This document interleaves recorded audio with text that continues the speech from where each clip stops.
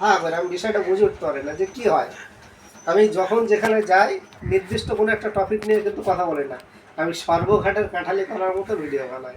তার কারণ আমি এখন নতুন, বিষয়টা বুঝতে হবে, জানতে হবে, তারপর আমি সেই মাফিক হয়তো করতে পারবো।